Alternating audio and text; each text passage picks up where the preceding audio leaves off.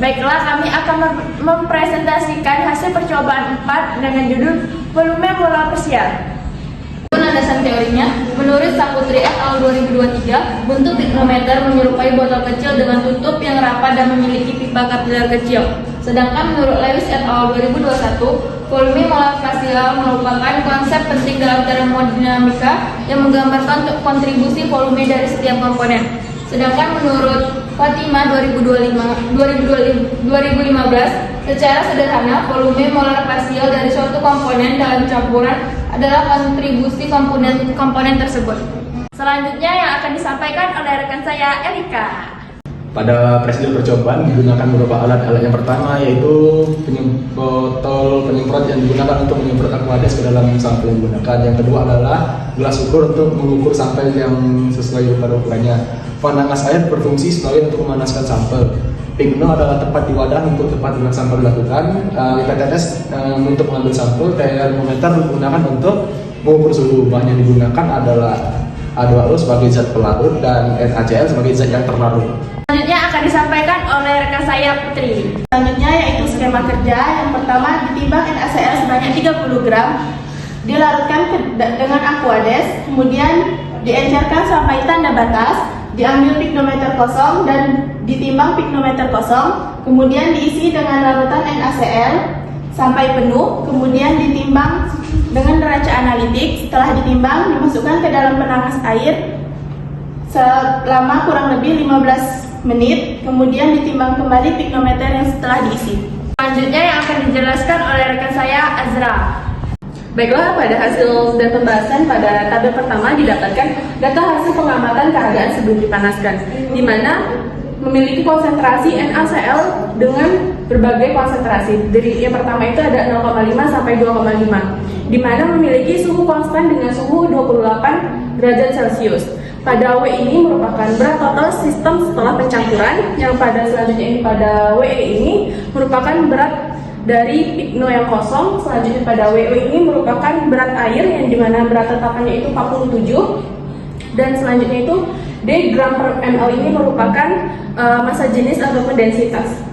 Maka dapat dilihat semakin tinggi konsentrasi NaCl, massa jenis ini cenderung semakin meningkat karena jumlah zat terlarut pada NaCl tersebut. Selanjutnya pada densitas ini dapat dilihat dari 0,96 ini pada konsentrasi 0,5 menjadi konsentrasi.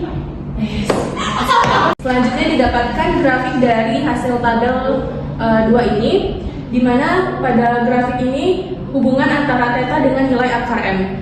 Dari grafik ini menunjukkan tren nilai linear yang meningkat seiring bertambahnya nilai akar M pada konsentrasi NaCl ini dengan nilai theta yang meningkat. Terdapat persamaan regresi di mana Y 77,6335 X dikurang 110,09 dengan nilai determinasinya R2 sama dengan 0,9615, di mana menunjukkan hasil dengan regresi yang baik.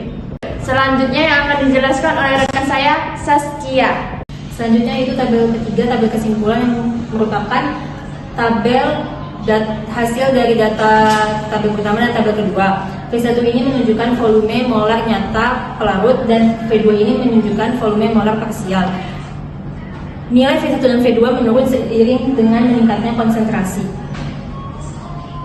Selanjutnya yaitu grafik hubungan antara V2 dengan R. Pada sumber X itu menunjukkan nilai molaritas dan pada sumber Y itu menunjukkan volume molar parsial.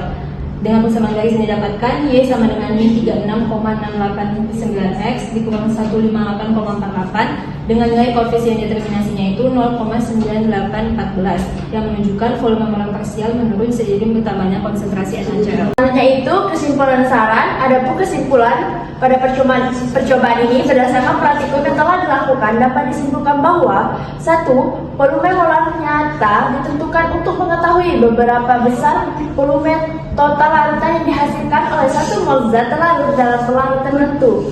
Yang kedua adalah volume molar parsial dari zat terlarut dan pelarut memiliki hubungan yang berlawanan arah dengan molaritasnya. Untuk menghitung volume molar parsial V1 dan V2 diperlukan data volume larutan serta jumlah zat jumlah mol zat larut. Saran pada percobaan ini, ada saran yang dapat diberikan pada percobaan ini adalah pada saat pengisian pignometer harus terisi penuh dengan larutan agar tidak terdapat gelembung udara sehingga hasil yang didapatkan akurat dan sesuai. Sekian presentasi dari kami, saya akhiri. Wassalamualaikum warahmatullahi wabarakatuh.